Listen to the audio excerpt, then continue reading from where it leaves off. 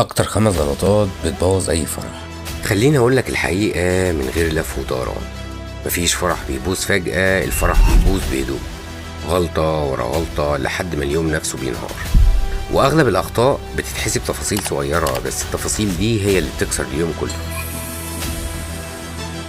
قبل ما أعرفك بنفسي تعالى أقولك أنا شفت أفراح ميزانيتها عالية جدا وبتطلع متلخبطة، وشفت أفراح بسيطة بس الناس طلعت منها مبسوطة ومرتاحة. الفرق مش فلوس، مش اسم المنظم، الفرق في ضبط الغلطات.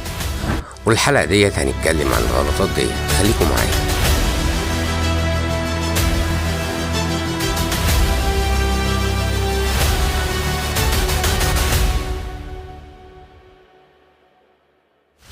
أهلا بيكم في الحلقة السادسة من الموسم الثاني من بودكاست على مزاج العروسة. أنا مختار صبحي، منظم لحظات ومصمم حفلات. وشغلي الحقيقي مش إني أعمل فرح حلو، شغلي إني أمنع الفوضى قبل ما تبدأ. وهنا في 5 غلطات هنتكلم عنهم، وأكتر 5 غلطات بيغفل عنهم معظم المصممين والمنظمين الجدد. وهم: الغلطة الأولى إن مفيش قائد واضح.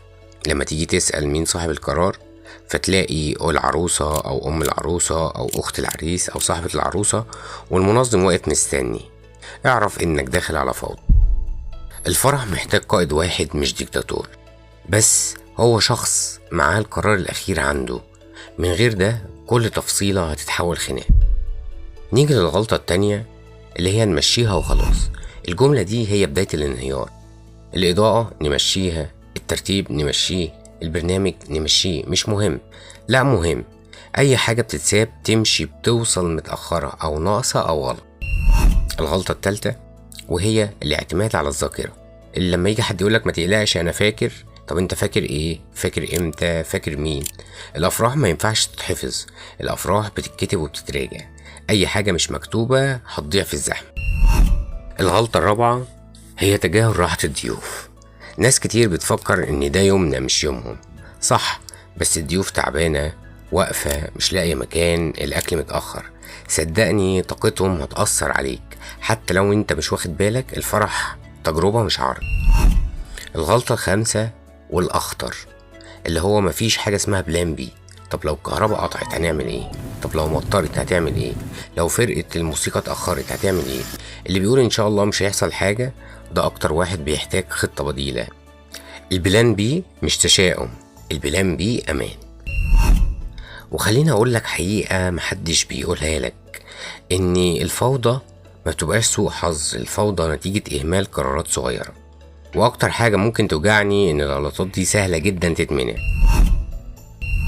وفي كورس كواليس الفخامة عندنا واحدة كاملة اسمها إدارة يوم الفرح، بنفصل فيها مين يقرر ايه وامتى نتدخل وازاي نتصرف لو حاجة خرجت عن السيطرة، من غير ما العروسة تحس ومن غير ما الضيوف يلاحظوا او ياخدوا بالهم. ده مش تنظيم، ده اخراج. وخليني اقولك اني دايما عايزك تفتكر او عايزك تفتكري ان الفرح مش بيبوظ عشان غلطة كبيرة، الفرح بيبوظ عشان مفيش حد وقف الغلطات الصغيرة بدري. انا مختار، ودي كانت الحلقة السادسة من الموسم الثاني من بودكاست على مزاج العروسة. وخليني اقولك ان الحلقة الجاية هتكون خفيفة في عنوانها بس تقيلة في موضوعها. الحلقة بتتكلم عن الحلم بالفخامة والميزانية المحدودة، وازاي ناس بتطلع بفخامة بذكاء وناس بتصرف كتير وتطلع على دي. الحلقة الجاية هتعلمك تصرف صح، مش تصرف اكتر. خليك دايما معايا.